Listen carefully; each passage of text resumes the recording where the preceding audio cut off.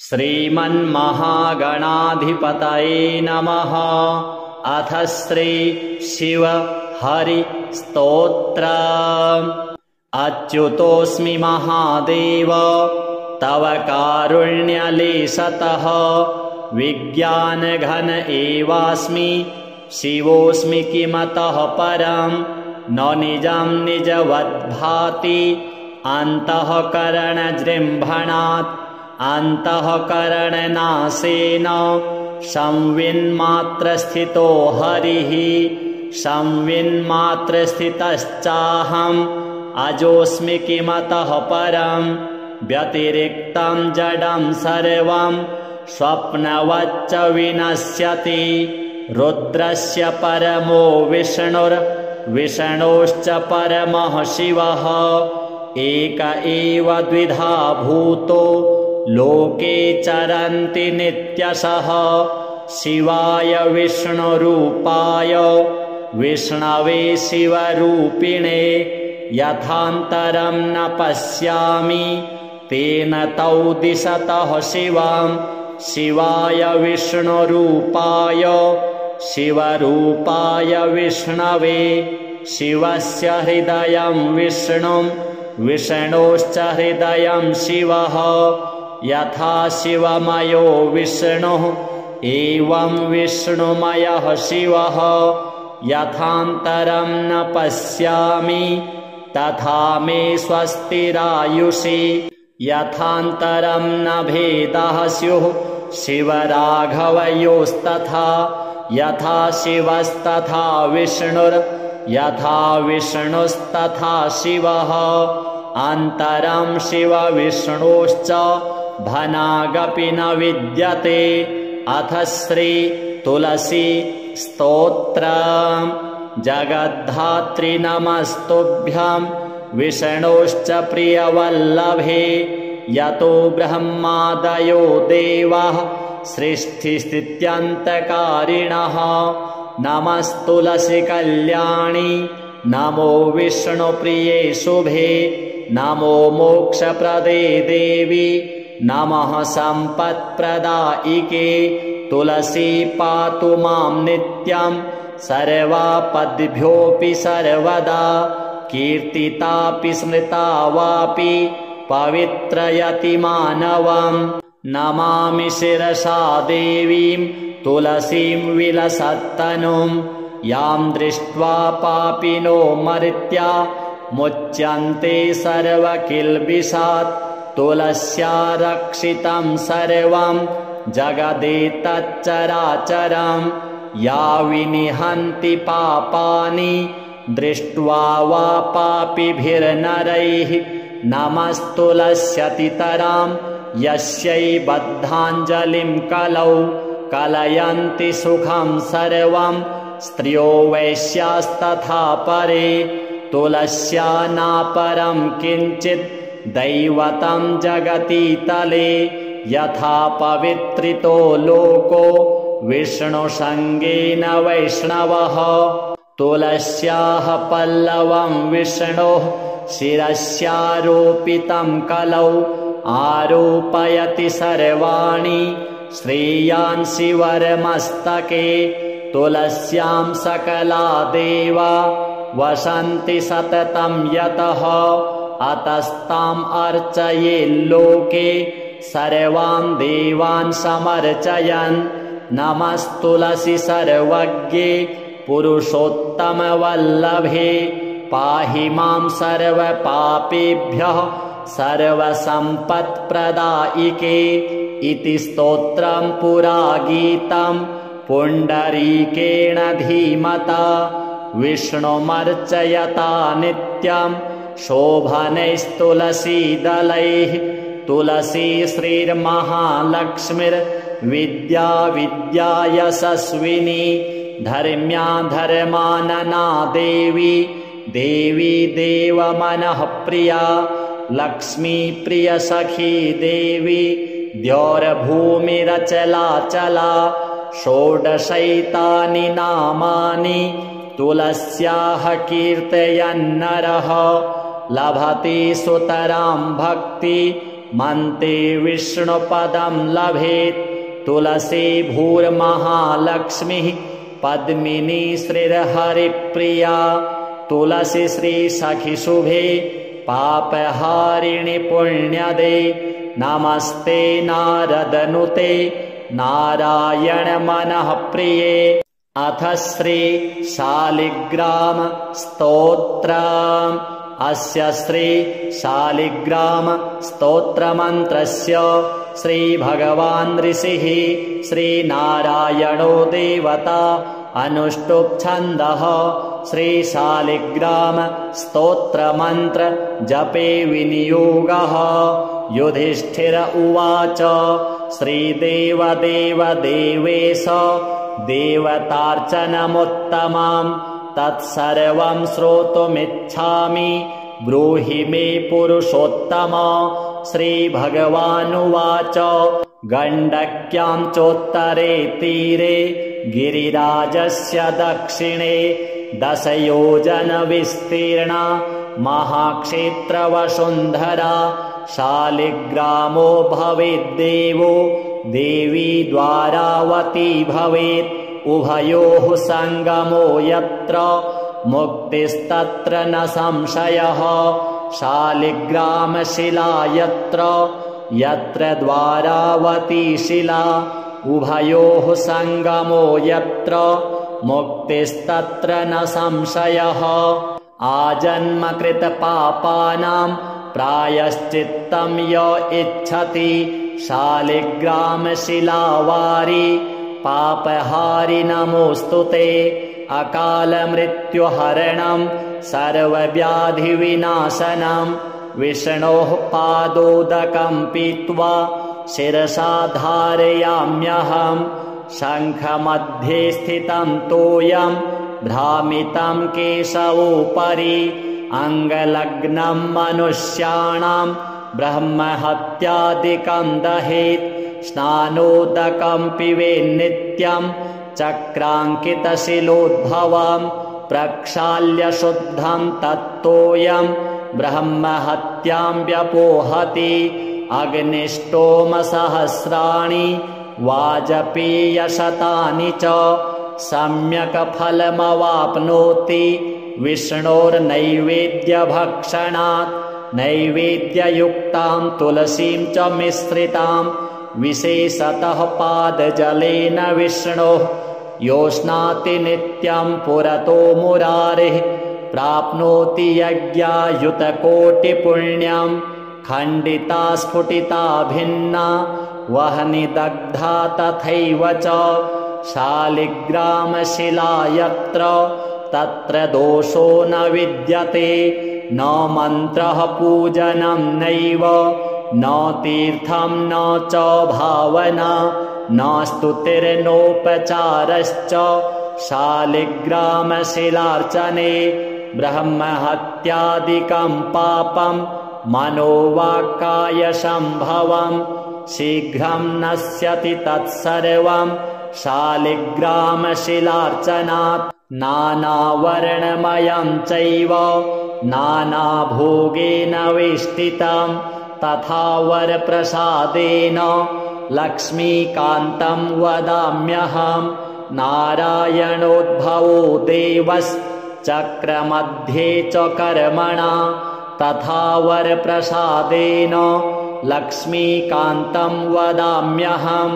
कृष्णे शिलातले यत्र सूक्ष्मं चक्रं च दृश्यते सौभाग्यं सन्ततिं धत्ते सर्वसौख्यं ददाति च। वासुदेवस्य चिह्नानि दृष्ट्वा पापैः प्रमुच्यते। श्रीधरः सूकरे वामे हरितवर्णस्तु दृश्यते। वराहरूपिणं देवं कूर्माङ्गैरपि चिह्नितं गोपदं तत्र दृश्येत। वाराहं वामनं तथा पीतवर्णं तु देवानां रक्तवर्णं भयावहं। नारसिंहो भवेद्देवो मोक्षदं च प्रकीर्तितं। शङ्खचक्रगदाकूर्मः शङ्खो यत्र प्रदृश्यते शङ्खवर्णस्य देवानां वामे देवस्य लक्षणं दामोदरं तथा स्थूलं मध्ये चक्रं प्रतिष्ठितं पूर्णद्वारेण संकीर्णा पीतरेखा च दृश्यते छत्राकारे भवेद्राज्यं वर्तुले च महाश्रियः कपटे च महादुःखं शूलाग्रे तूरणं ध्रुवं ललाटे शेषभोगस्तु शिरोपरि सुकाञ्चनं चक्रकाञ्चनवर्णानां वामदेवस्य लक्षणं वामपार्श्वे च वै चक्रे कृष्णवर्णस्तु पिङ्गलं लक्ष्मीनृसिंहदेवानां पृथग्वर्णस्तु दृश्यते लम्बोष्ठे च दरिद्रं स्यात् पिङ्गले हानिरेव च लग्नचक्रे भवेद्व्याधिर्विदारे मरणं ध्रुवं पादोदकं च निर्माल्यं मस्तके धारयेत् सदा विष्णोर्दृष्टं भक्षितव्यं तुलसीदलमिश्रितं कल्पकोटिसहस्राणि वैकुण्ठे वसते सदा शालिग्रामशिलाबिन्दुर्हत्याकोटिविनाशनः तस्मात् सम्पूजयेद्ध्यात्वा पूजितं चापि सर्वदा शालिग्रामशिलास्तोत्रं यः पठेच्च द्विजोत्तमः स गच्छेत् परमं स्थानं यत्र लोकेश्वरो हरिः सर्वपापविनिर्मुक्तो विष्णुलोकं स गच्छति दशावतारो देवानां पृथग्वर्णस्तु दृश्यते ईप्सितं लभते राज्यं विष्णुपूजामनुक्रमात् कोट्यो हि ब्रह्महत्यानाम् अगम्यागम्यकोटयः ताः सर्वा नाशमायान्ति विष्णोर्नैवेद्यभक्षणात् विष्णोः पादोदकं पीत्वा कोटिजन्माघनाशनं तस्मादष्टगुणं पापं भूमौ बिन्दुनिपातनात् श्रीशालिग्राम देवार्पणमस्तु। अथ श्री दामोदराष्टकम्।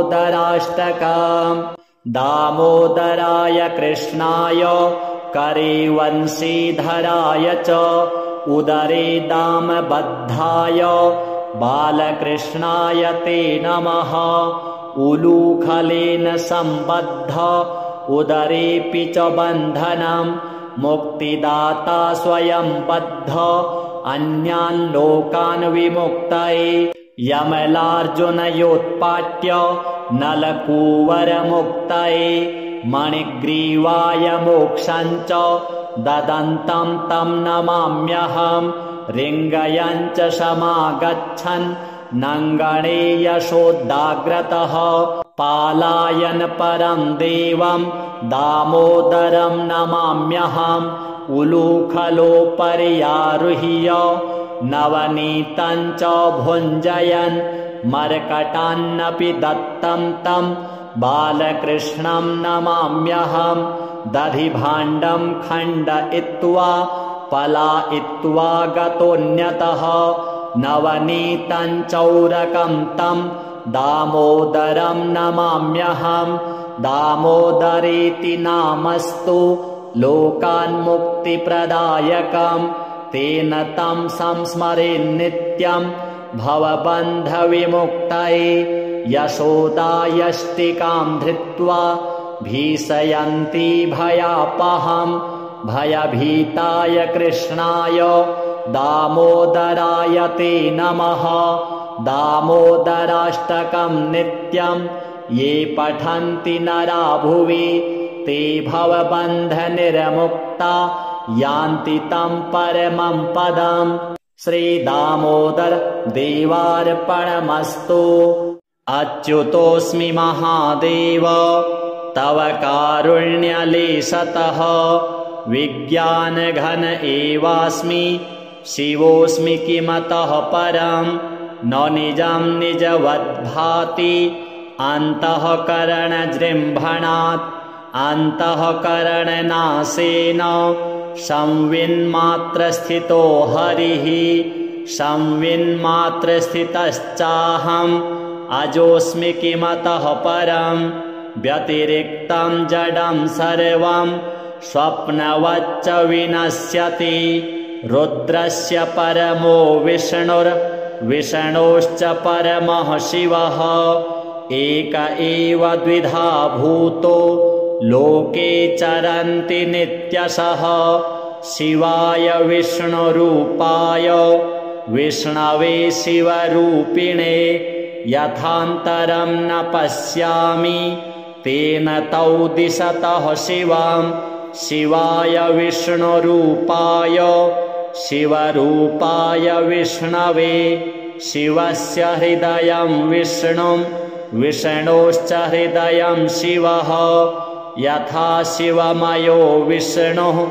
एवं विष्णुमयः शिवः यथान्तरं न पश्यामि तथा मे स्वस्तिरायुषि यथान्तरं न भेदः स्युः शिवराघवयोस्तथा यथा शिवस्तथा विष्णुर्यथा विष्णुस्तथा शिवः अन्तरं शिवविष्णोश्च भनागपि न विद्यते अथ श्री तुलसी स्तोत्रम् जगद्धात्री नमस्तुभ्यं विष्णोश्च प्रियवल्लभे यतो ब्रह्मादयो देवाः सृष्टिस्थित्यन्तकारिणः नमस्तुलसी कल्याणी नमो विष्णुप्रिये शुभे नमो मोक्षप्रदे देवी नमः सम्पत्प्रदायिके तुलसी पातु मां नित्यं सर्वापद्भ्योऽपि सर्वदा कीर्तितापि स्मृता वापि पवित्रयति मानवम् नमामि शिरसा देवीं तुलसीं विलसत्तनुं यां दृष्ट्वा पापिनो मर्त्या मुच्यन्ते सर्वकिल्बिषात् तुलस्या रक्षितं सर्वं जगदेतच्चराचरं या विनिहन्ति पापानि दृष्ट्वा वा पापिभिर्नरैः नमस्तुलस्यतितरां यस्यै बद्धाञ्जलिं कलौ कलयन्ति सुखं सर्वं स्त्रियो वैश्यास्तथा परे तुलस्या नापरं किञ्चित् दैवतं जगति तले यथा पवित्रितो लोको विष्णुसङ्गेन वैष्णवः तुलस्याः पल्लवं विष्णोः शिरस्यारोपितं कलौ आरोपयति सर्वाणि श्रेयांसि वरमस्तके तुलस्यां सकला देवा वसन्ति सततं यतः अतस्ताम् अर्चयेल्लोके सर्वान् देवान् समर्चयन् नमस्तुलसी सर्वज्ञे पुरुषोत्तमवल्लभे पाहि मां सर्वपापेभ्यः सर्वसम्पत्प्रदायिके इति स्तोत्रं पुरा गीतं पुण्डरीकेण धीमता विष्णुमर्चयता नित्यं शोभनैस्तुलसीदलैः तुलसी श्रीर्महालक्ष्मीर्विद्या विद्या यशस्विनी धर्म्या धर्मानना देवी देवी देवमनः प्रिया लक्ष्मी प्रिय सखी देवी द्यौर्भूमिरचलाचला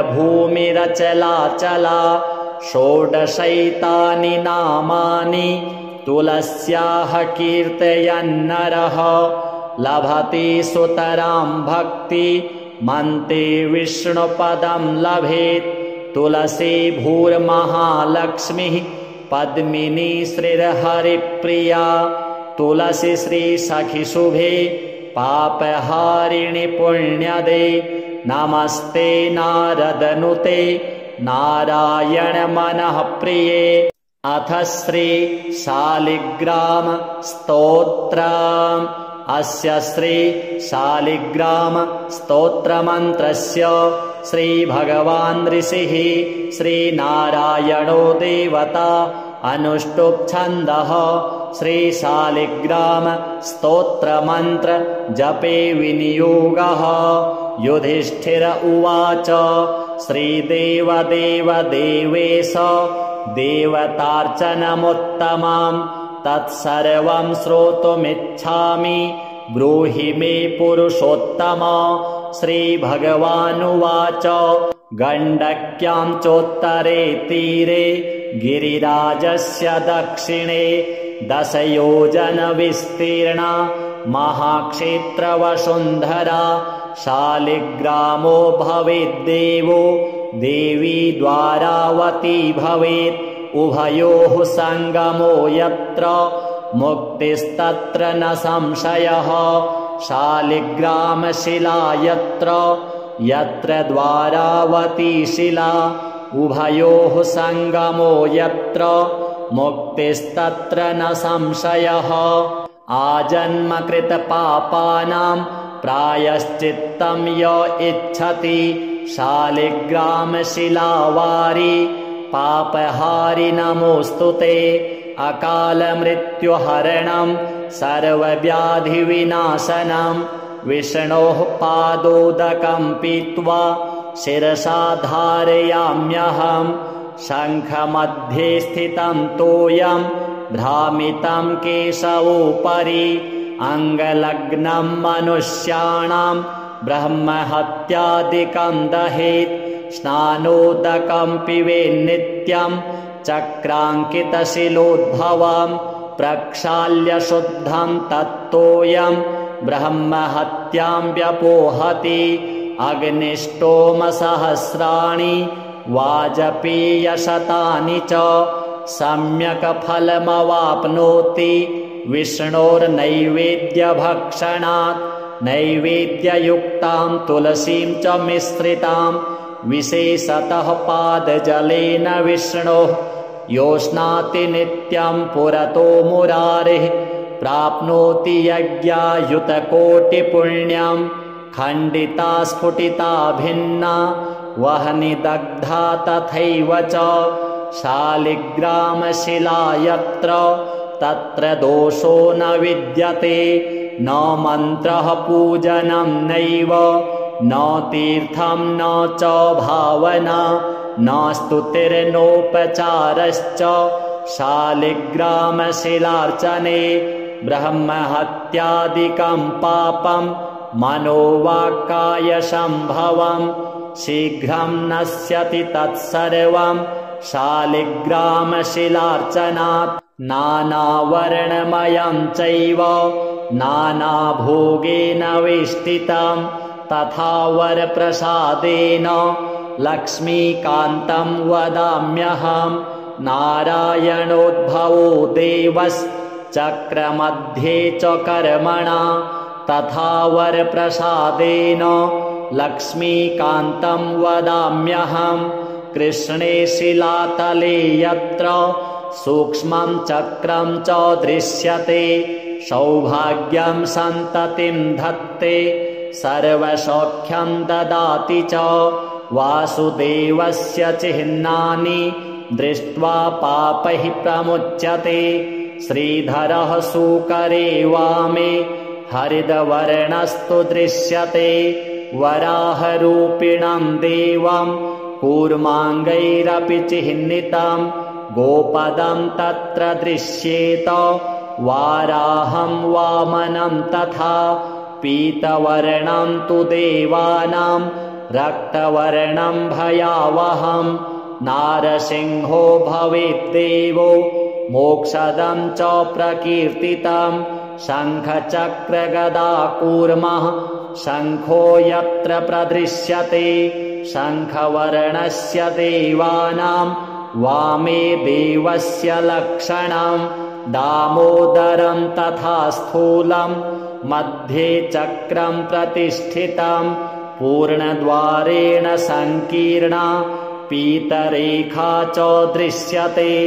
छत्राकारे भवेद्राज्यं वर्तुले च महाश्रियः कपटे च महादुःखं शूलाग्रे तूरणं ध्रुवं ललाटे शेषभोगस्तु शिरोपरि सुकाञ्चनं चक्रकाञ्चनवर्णानां वामदेवस्य लक्षणं वामपार्श्वे च वै चक्रे कृष्णवर्णस्तु पिङ्गलं लक्ष्मीनृसिंहदेवानां पृथग्वर्णस्तु दृश्यते लम्बोष्ठे च दरिद्रं स्यात् पिङ्गले हानिरेव च लग्नचक्रे भवेद्व्याधिर्विदारे मरणं ध्रुवं पादोदकं च निर्माल्यं मस्तके धारयेत् सदा विष्णोर्दृष्टं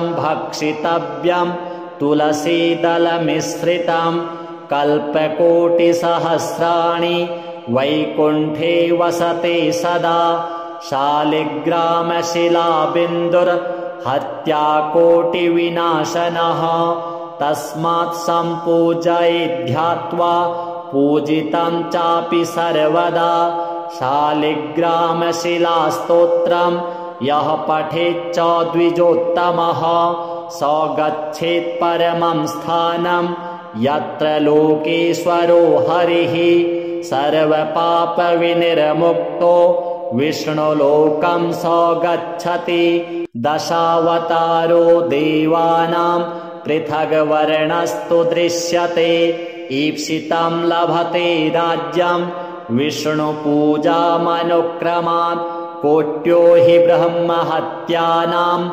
अगम्यागम्यकोटयः ताः सर्वा नाशमायान्ति विष्णोर्नैवेद्यभक्षणात् विष्णोः पादोदकं पीत्वा कोटिजन्माघनाशनं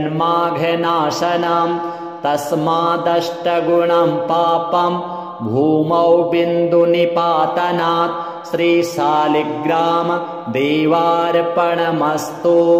अथ श्री दामोदराष्टकम्।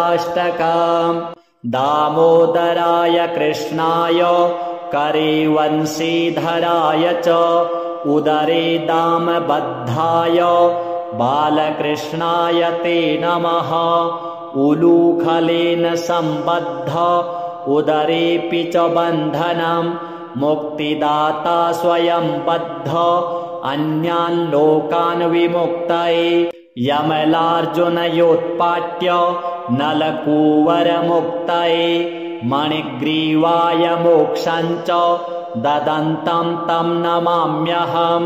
रिङ्गयं च समागच्छन् नङ्गणे यशोदाग्रतः पालायन परं देवं दामोदरं नमाम्यहम्।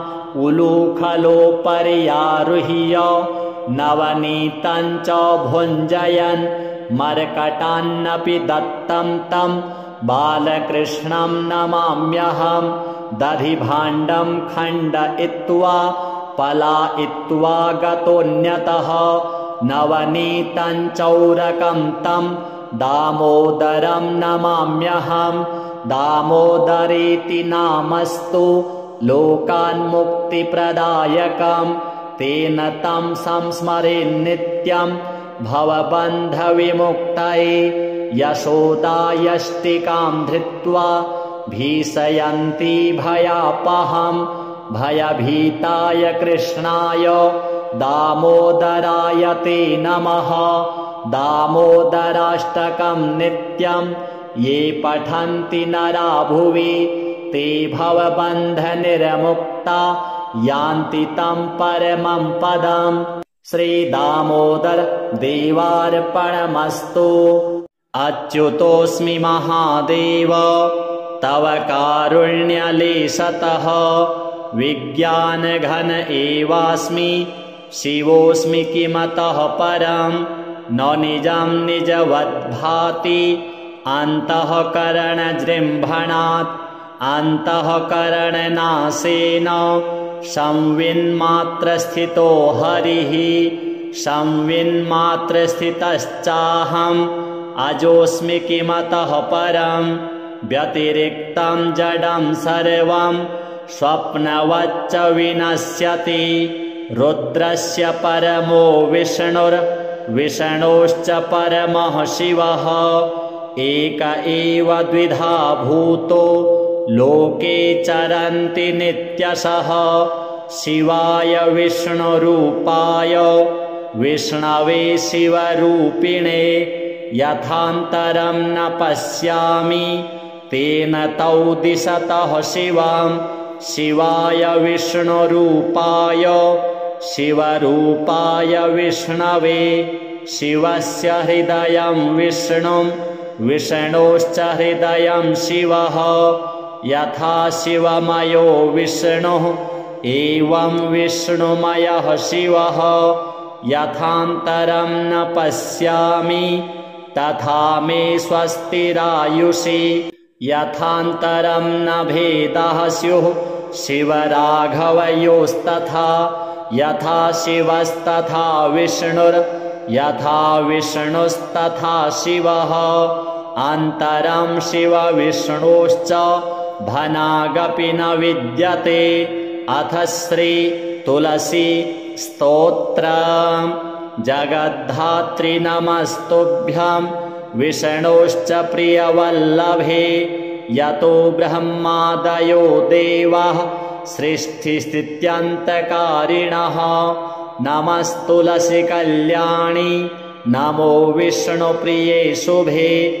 नमो मोक्षप्रदे देवी नमः सम्पत्प्रदायिके। तुलसी पातु मां नित्यं सर्वापद्भ्योऽपि सर्वदा। कीर्तितापि स्मृता वापि पवित्रयति मानवम्। नमामि शिरसा देवीं तुलसीं विलसत्तनुं। यां दृष्ट्वा पापिनो मर्त्या मुच्यन्ते सर्वकिल्बिषात्। तुलस्या रक्षितं सर्वं जगदेतच्चराचरं। या विनिहन्ति पापानि दृष्ट्वा वा पापिभिर्नरैः। नमस्तुलस्यतितरां यस्यै बद्धाञ्जलिं कलौ। कलयन्ति सुखं सर्वं स्त्रियो वैश्यास्तथा परे। तुलस्या नापरं किञ्चित् दैवतं जगतीतले। यथा पवित्रितो लोको विष्णुसङ्गेन वैष्णवः। तुलस्याः पल्लवं विष्णोः शिरस्यारोपितं कलौ।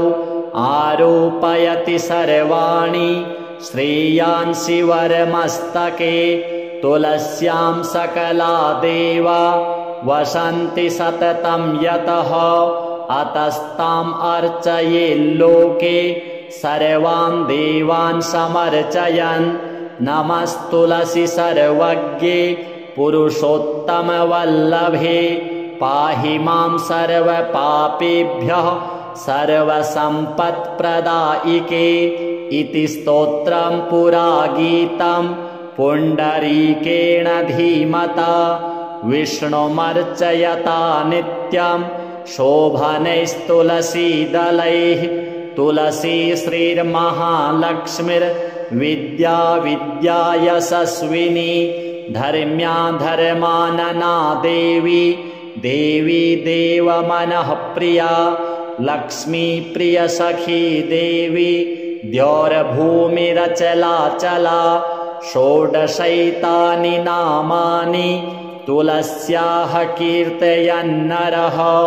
लभते सुतरां भक्ति मन्ते विष्णुपदं लभेत्। तुलसी भूर्महालक्ष्मीः पद्मिनी श्रीर्हरिप्रिया। तुलसी श्री सखी शुभे पापहारिणि पुण्यदे। नमस्ते नारदनुते नारायण मनः प्रिये। अथ श्री शालिग्राम स्तोत्रम्। अस्य श्री शालिग्राम स्तोत्रमन्त्रस्य श्री भगवान् ऋषिः श्रीनारायणो देवता अनुष्टुप् छन्दः। श्री शालिग्राम स्तोत्रमन्त्र जपे विनियोगः। युधिष्ठिर उवाच श्रीदेवदेवदेवेश देवतार्चनमुत्तमं तत्सर्वं श्रोतुमिच्छामि ब्रूहि मे पुरुषोत्तम। श्रीभगवानुवाच गण्डक्यां चोत्तरे तीरे गिरिराजस्य दक्षिणे 10 योजनविस्तीर्णा महाक्षेत्रवसुन्धरा शालिग्रामो भवेद्देवो देवी द्वारावती भवेत् उभयोः सङ्गमो यत्र मुक्तिस्तत्र न संशयः शालिग्रामशिला यत्र द्वारावती शिला उभयोः सङ्गमो यत्र मुक्तिस्तत्र न संशयः आजन्मकृतपापानां प्रायश्चित्तं य इच्छति शालिग्रामशिलावारि पापहारि नमोऽस्तुते अकालमृत्युहरणं सर्वव्याधिविनाशनं विष्णोः पादोदकं पीत्वा शिरसा धारयाम्यहं शङ्खमध्ये स्थितं तोयं भ्रामितं केशवोपरि अङ्गलग्नं मनुष्याणां ब्रह्महत्यादिकं दहेत् स्नानोदकं पिबेन्नित्यं चक्राङ्कितशिलोद्भवं प्रक्षाल्य शुद्धं तत्तोयं ब्रह्महत्यां व्यपोहति अग्निष्टोमसहस्राणि वाजपेयशतानि च सम्यक् फलमवाप्नोति विष्णोर्नैवेद्यभक्षणात् नैवेद्ययुक्तां तुलसीं च मिश्रितां विशेषतः पादजलेन विष्णोः योष्णाति नित्यं पुरतो मुरारिः प्राप्नोति यज्ञायुतकोटिपुण्यं खण्डिता स्फुटिता भिन्ना वह्निदग्धा तथैव च शालिग्रामशिला यत्र तत्र दोषो न विद्यते न मन्त्रः पूजनं नैव न तीर्थं न च भावना न स्तुतिर्नोपचारश्च शालिग्रामशिलार्चने ब्रह्महत्यादिकं पापं मनोवाक्कायसम्भवं शीघ्रं नश्यति तत्सर्वं शालिग्रामशिलार्चनात् नानावर्णमयं चैव नानाभोगेन वेष्टितं तथा वरप्रसादेन लक्ष्मीकान्तं वदाम्यहं नारायणोद्भवो देवश्चक्रमध्ये च कर्मणा तथा वरप्रसादेन लक्ष्मीकान्तं वदाम्यहं कृष्णे शिलातले यत्र सूक्ष्मं चक्रं च दृश्यते सौभाग्यं सन्ततिं धत्ते सर्वसौख्यं ददाति च वासुदेवस्य चिह्नानि दृष्ट्वा पापैः प्रमुच्यते श्रीधरः सूकरे वामे हरिद्वर्णस्तु दृश्यते वराहरूपिणं देवं कूर्माङ्गैरपि चिह्नितं गोपदं तत्र दृश्येत वाराहं वामनं तथा पीतवर्णं तु देवानां रक्तवर्णं भयावहं नारसिंहो भवेद्देवो मोक्षदं च प्रकीर्तितं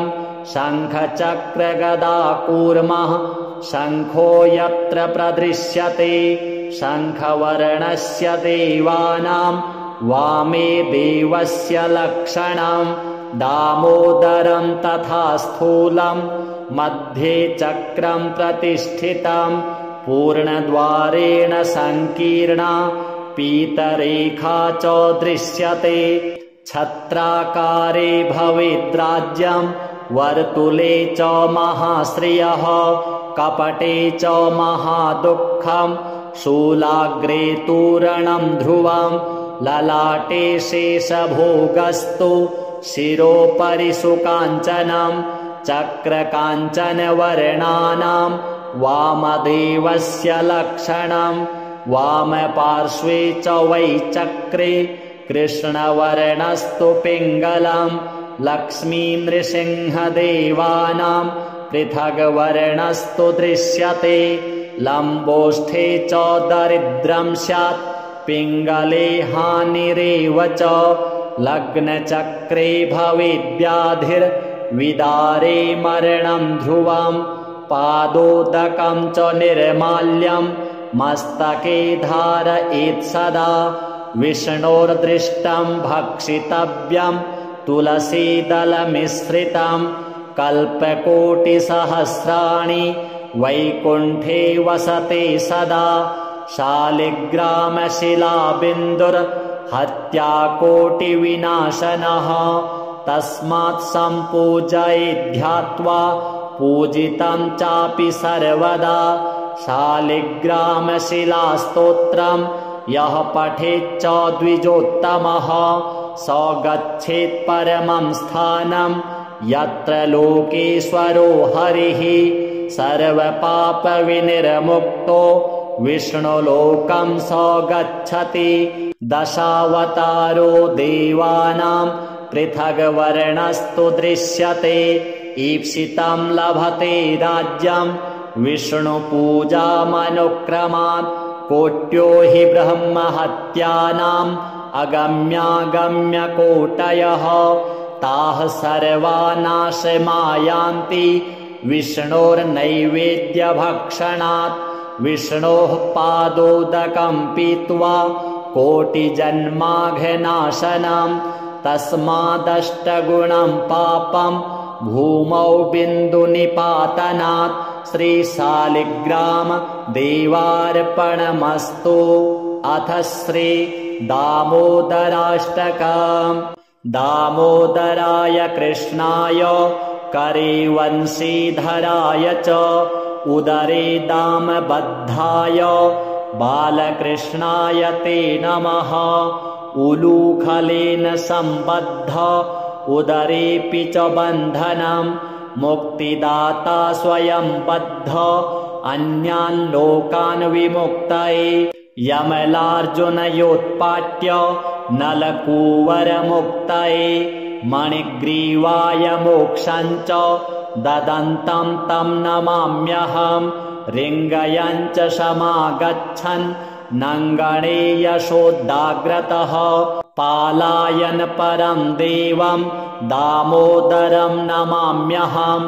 उलूखलोपर्यारुह्य नवनीतं च भुञ्जयन् मर्कटान्नपि दत्तं तं बालकृष्णं नमाम्यहम्।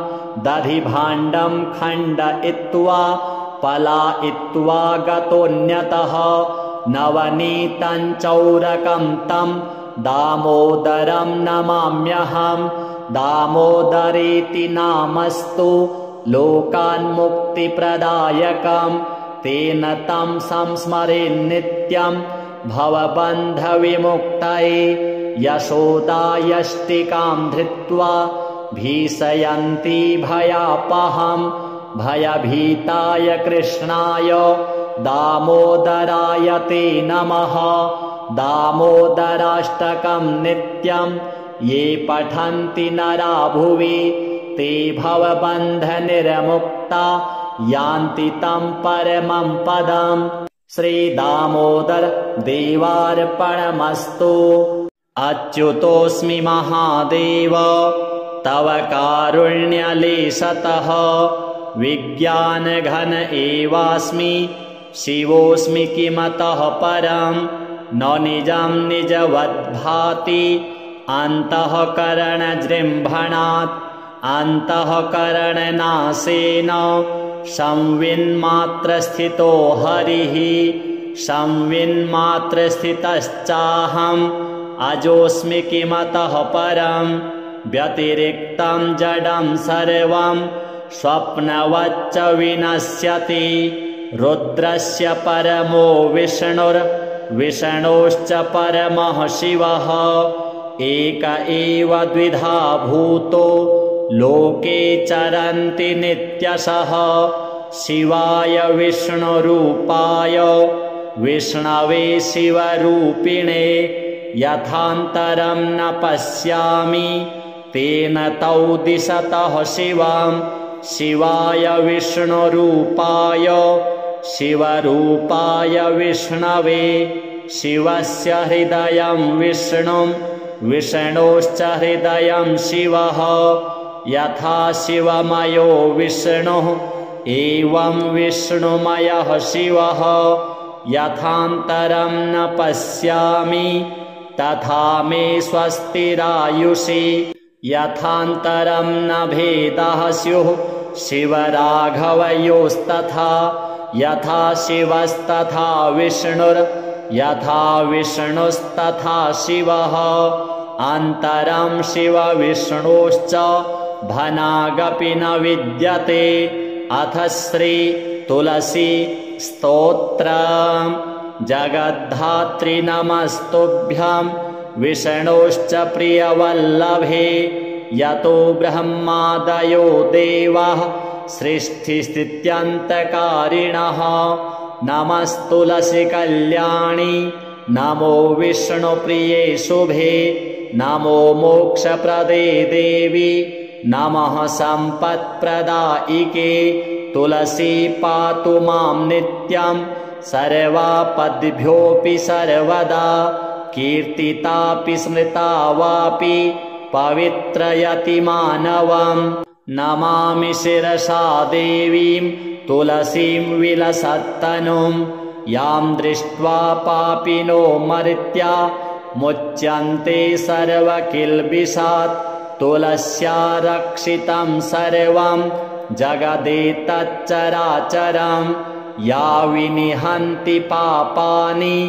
दृष्ट्वा वा पापिभिर्नरैः नमस्तुलस्यतितरां यस्यै बद्धाञ्जलिं कलौ कलयन्ति सुखं सर्वं स्त्रियो वैश्यास्तथा परे तुलस्या नापरं किञ्चित् दैवतं जगति तले यथा पवित्रितो लोको विष्णुसङ्गेन वैष्णवः तुलस्याः पल्लवं विष्णोः शिरस्यारोपितं कलौ आरोपयति सर्वाणि श्रेयांसि वरमस्तके तुलस्यां सकला देवा वसन्ति सततं यतः अतस्ताम् अर्चयेल्लोके सर्वान् देवान् समर्चयन् नमस्तुलसी सर्वज्ञे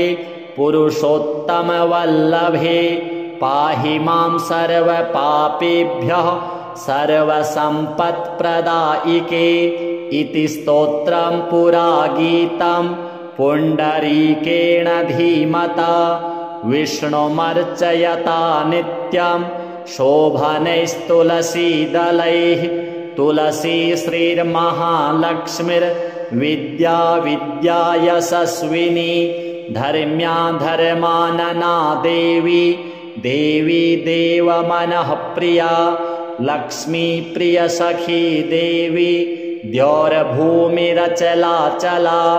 षोडशैतानि नामानि तुलस्याः कीर्तयन्नरः लभते सुतरां भक्ति मन्ते विष्णुपदं लभेत् तुलसी भूर्महालक्ष्मीः पद्मिनी श्रीर्हरिप्रिया तुलसी श्रीसखिशुभे पापहारिणि पुण्यदे नमस्ते नारदनुते नारायण मनः प्रिये। अथ श्री शालिग्राम स्तोत्रम्। अस्य श्री शालिग्राम स्तोत्रमन्त्रस्य श्रीभगवान् ऋषिः श्रीनारायणो देवता अनुष्टुप् छन्दः श्रीशालिग्राम स्तोत्रमन्त्र जपे विनियोगः। युधिष्ठिर उवाच श्रीदेवदेव देवेश देवतार्चनमुत्तमं तत्सर्वं श्रोतुमिच्छामि ब्रूहि मे पुरुषोत्तम श्रीभगवानुवाच गण्डक्यां चोत्तरे तीरे गिरिराजस्य दक्षिणे 10 योजनविस्तीर्णा महाक्षेत्रवसुन्धरा शालिग्रामो भवेद्देवो देवी द्वारावती भवेत् उभयोः सङ्गमो यत्र मुक्तिस्तत्र न संशयः शालिग्रामशिला यत्र द्वारावती शिला उभयोः सङ्गमो यत्र मुक्तिस्तत्र न संशयः आजन्मकृतपापानां प्रायश्चित्तं य इच्छति शालिग्रामशिलावारि पापहारि नमोऽस्तु ते अकालमृत्युहरणं सर्वव्याधिविनाशनं विष्णोः पादोदकं पीत्वा शिरसा धारयाम्यहं शङ्खमध्ये स्थितं तोयं भ्रामितं केशवोपरि अङ्गलग्नं मनुष्याणां ब्रह्महत्यादिकं दहेत् स्नानोदकं पिबेन्नित्यं चक्राङ्कितशिलोद्भवं प्रक्षाल्य शुद्धं तत्तोयं ब्रह्महत्यां व्यपोहति अग्निष्टोमसहस्राणि वाजपेयशतानि च सम्यक् फलमवाप्नोति विष्णोर्नैवेद्यभक्षणात् नैवेद्ययुक्तां तुलसीं च मिश्रितां विशेषतः पादजलेन विष्णोः योष्णाति नित्यं पुरतो मुरारिः प्राप्नोति यज्ञायुतकोटिपुण्यं खण्डिता स्फुटिता भिन्ना वह्निदग्धा तथैव च शालिग्रामशिला यत्र तत्र दोषो न विद्यते न मन्त्रः पूजनं नैव न तीर्थं न च भावना न स्तुतिर्नोपचारश्च शालिग्रामशिलार्चने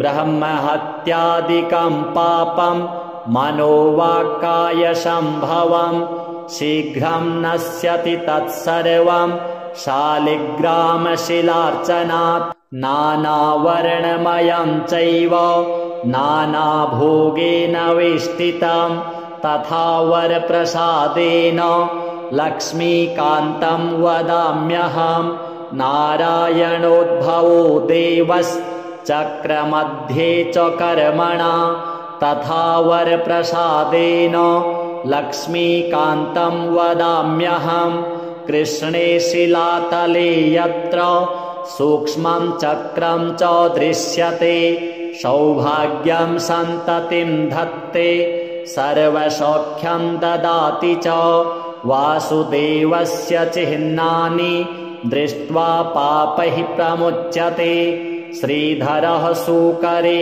वामे हरिद्वर्णस्तु दृश्यते वराहरूपिणं देवं कूर्माङ्गैरपि चिह्नितं गोपदं तत्र दृश्येत वाराहं वामनं तथा पीतवर्णं तु देवानां रक्तवर्णं भयावहं नारसिंहो भवेद्देवो मोक्षदं च प्रकीर्तितं शङ्खचक्रगदाकूर्मः शङ्खो यत्र प्रदृश्यते शङ्खवर्णस्य देवानां वामे देवस्य लक्षणं दामोदरं तथा स्थूलं मध्ये चक्रं प्रतिष्ठितं पूर्णद्वारेण सङ्कीर्णा पीतरेखा च दृश्यते छत्राकारे भवेद्राज्यं वर्तुले च महाश्रियः कपटे च महादुःखं शूलाग्रे तूरणं ध्रुवं ललाटे शेषभोगस्तु शिरोपरि सुकाञ्चनं चक्रकाञ्चनवर्णानां वामदेवस्य लक्षणं वामपार्श्वे च वै चक्रे कृष्णवर्णस्तु पिङ्गलं लक्ष्मीनृसिंहदेवानां पृथग्वर्णस्तु दृश्यते लम्बोष्ठे च दरिद्रं स्यात् पिङ्गले हानिरेव च लग्नचक्रे भवेद्व्याधिर्विदारे मरणं ध्रुवम् पादोदकं च निर्माल्यं मस्तके धारयेत् सदा विष्णोर्दृष्टं भक्षितव्यं तुलसीदलमिश्रितं कल्पकोटिसहस्राणि वैकुण्ठे वसते सदा शालिग्रामशिलाबिन्दुर्हत्याकोटिविनाशनः तस्मात् सम्पूजयेद्ध्यात्वा पूजितं चापि सर्वदा शालिग्रामशिलास्तोत्रं यः पठेच्च द्विजोत्तमः स गच्छेत् परमं स्थानं यत्र लोकेश्वरो हरिः सर्वपापविनिर्मुक्तो विष्णुलोकं स गच्छति दशावतारो देवानां पृथग्वर्णस्तु दृश्यते ईप्सितं लभते राज्यं विष्णुपूजामनुक्रमात् कोट्यो हि ब्रह्महत्यानाम् अगम्यागम्यकोटयः ताः सर्वा नाशमायान्ति विष्णोर्नैवेद्यभक्षणात् विष्णोः पादोदकं पीत्वा कोटिजन्माघनाशनं तस्मादष्टगुणं पापं भूमौ बिन्दुनिपातनात् श्रीशालिग्राम देवार्पणमस्तु। अथ श्री दामोदराष्टकम्। दामोदराय कृष्णाय करे वंशीधराय च उदरे दामबद्धाय बालकृष्णाय ते नमः। उलूखलेन सम्बद्ध उदरेऽपि च बन्धनं मुक्तिदाता स्वयं बद्ध अन्यान् लोकान् विमुक्तये यमलार्जुनयोत्पाट्य नलकूवरमुक्तये मणिग्रीवाय मोक्षं च ददन्तं तं नमाम्यहं रिङ्गयं च समागच्छन् नङ्गणे यशोदाग्रतः पालायन परं देवं दामोदरं नमाम्यहम्। उलूखलोपर्यारुह्य नवनीतं च भुञ्जयन् मर्कटान्नपि दत्तं तं बालकृष्णं नमाम्यहम्। दधिभाण्डं खण्डयित्वा पलायित्वा गतोऽन्यतः नवनीतं चौरकं तं दामोदरं नमाम्यहम्। दामोदरेति नामस्तु लोकान्मुक्तिप्रदायकम् तेन तं संस्मरेन्नित्यं भवबन्धविमुक्तये यशोदायष्टिकां धृत्वा भीषयन्ती भयापहं भयभीताय कृष्णाय दामोदराय ते नमः। दामोदराष्टकं नित्यं ये पठन्ति नरा भुवि ते भवबन्धनिर्मुक्ता यान्ति तं परमं पदम्। श्रीदामोदर देवार्पणमस्तु। अच्युतोऽस्मि महादेव तव कारुण्यलेशतः विज्ञानघन एवास्मि शिवोऽस्मि किमतः परं न निजं निजवद्भाति अन्तःकरणजृम्भणात् अन्तःकरणनाशेन संविन्मात्रस्थितो हरिः संविन्मात्रस्थितश्चाहम् अजोऽस्मि किमतः परं व्यतिरिक्तं जडं सर्वं स्वप्नवच्च विनश्यति रुद्रस्य परमो विष्णुर्विष्णोश्च परमः शिवः एक एव द्विधा भूतो लोके चरन्ति नित्यशः शिवाय विष्णुरूपाय विष्णवे शिवरूपिणे यथान्तरं न पश्यामि तेन तौ दिशतः शिवं शिवाय विष्णुरूपाय शिवरूपाय विष्णवे शिवस्य हृदयं विष्णुं विष्णोश्च हृदयं शिवः यथा शिवमयो विष्णुः एवं विष्णुमयः शिवः यथान्तरं न पश्यामि तथा मे स्वस्तिरायुषि यथान्तरं न भेदः स्युः शिवराघवयोस्तथा यथा शिवस्तथा विष्णुर् यथा विष्णुस्तथा शिवः अन्तरं शिवविष्णोश्च भनागपि न विद्यते। अथ श्री तुलसी स्तोत्रम्। जगद्धात्री नमस्तुभ्यं विष्णोश्च प्रियवल्लभे यतो ब्रह्मादयो देवाः सृष्टिस्थित्यन्तकारिणः नमस्तुलसी कल्याणी नमो विष्णुप्रिये शुभे नमो मोक्षप्रदे देवी नमः सम्पत्प्रदायिके तुलसी पातु मां नित्यं सर्वापद्भ्योऽपि सर्वदा कीर्तितापि स्मृता वापि पवित्रयति मानवम् नमामि शिरसा देवीं तुलसीं विलसत्तनुं यां दृष्ट्वा पापिनो मर्त्या मुच्यन्ते सर्वकिल्बिषात् तुलस्या रक्षितं सर्वं जगदेतच्चराचरं या विनिहन्ति पापानि दृष्ट्वा वा पापिभिर्नरैः नमस्तुलस्यतितरां यस्यै बद्धाञ्जलिं कलौ कलयन्ति सुखं सर्वं स्त्रियो वैश्यास्तथा परे तुलस्या नापरं किञ्चित् दैवतं जगति तले यथा पवित्रितो लोको विष्णुसङ्गेन वैष्णवः तुलस्याः पल्लवं विष्णोः शिरस्यारोपितं कलौ आरोपयति सर्वाणि श्रेयांसि वरमस्तके तुलस्यां सकला देवा वसन्ति सततं यतः अतस्ताम् अर्चयेल्लोके सर्वान् देवान् समर्चयन् नमस्तुलसी सर्वज्ञे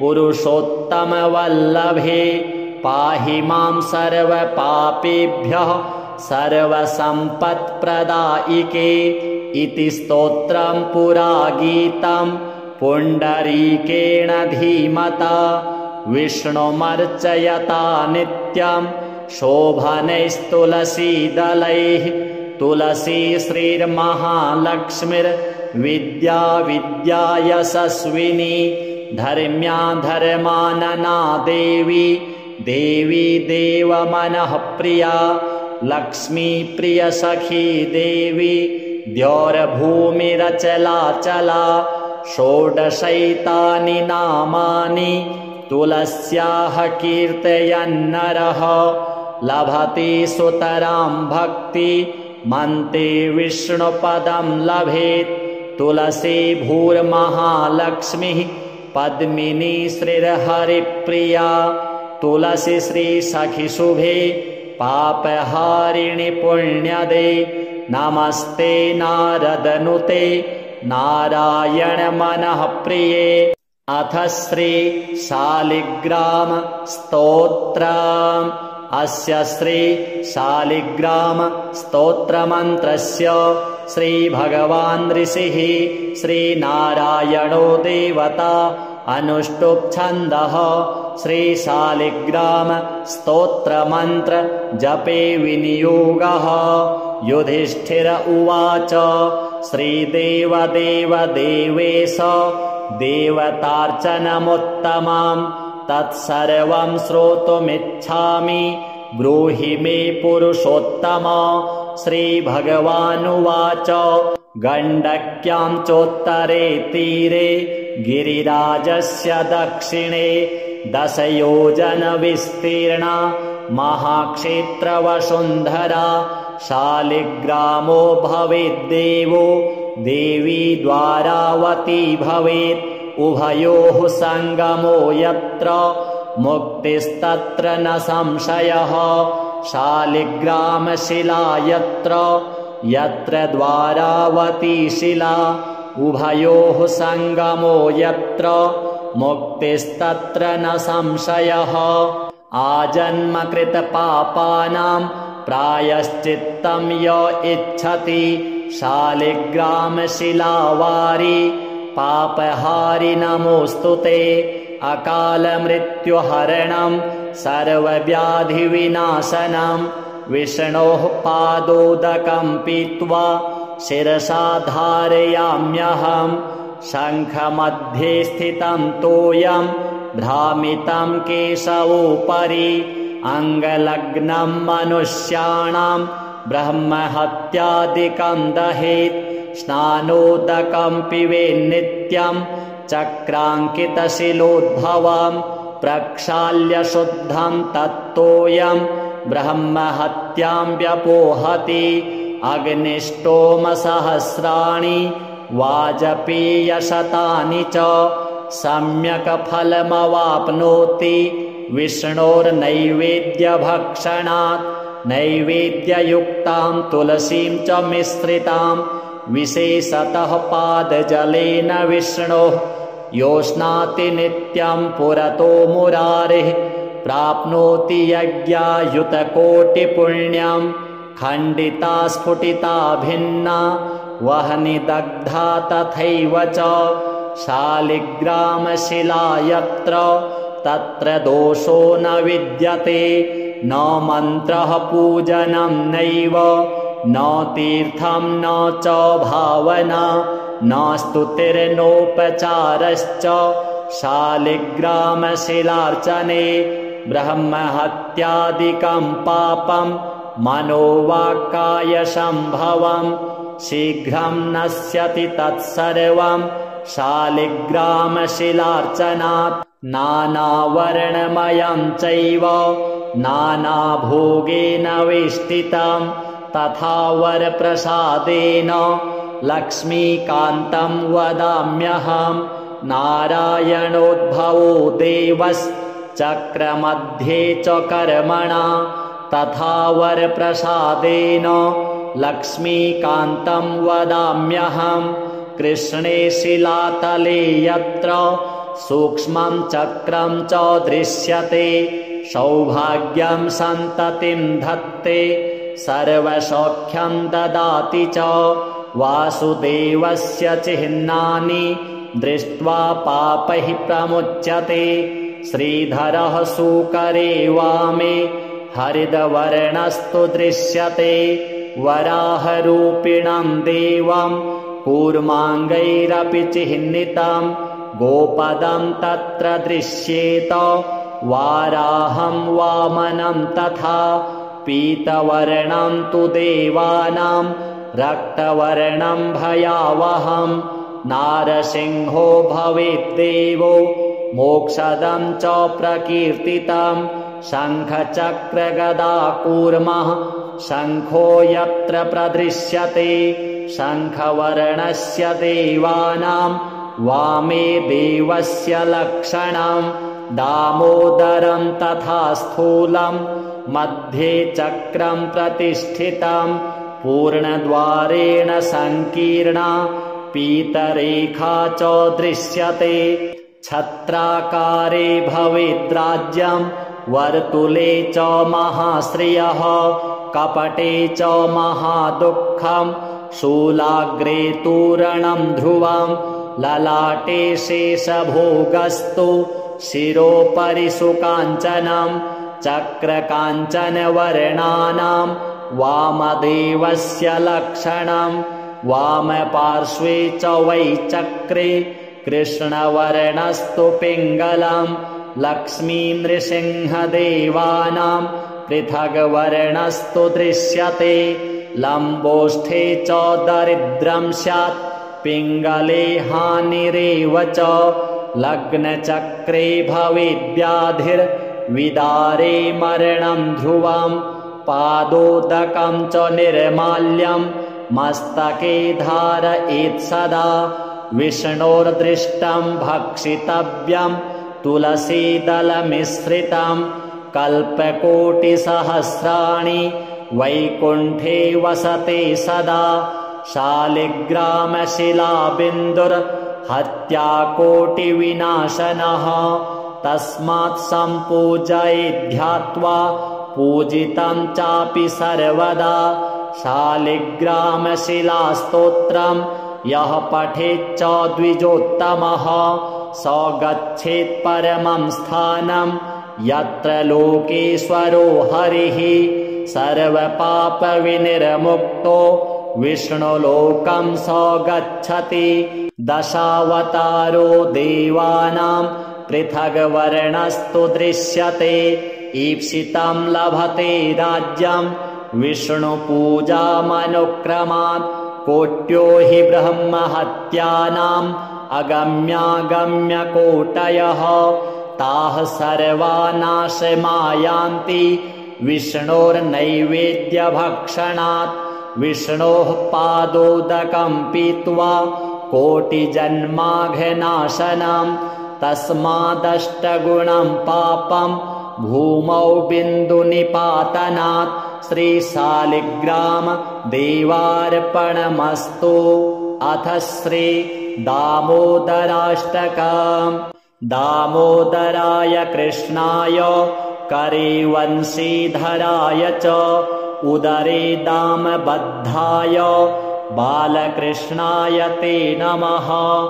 उलूखलेन सम्बद्ध उदरेऽपि च बन्धनं मुक्तिदाता स्वयं बद्ध अन्यान् लोकान् विमुक्तये यमलार्जुनयोत्पाट्य नलकूवरमुक्तये मणिग्रीवाय मोक्षं च ददन्तं तं नमाम्यहम्।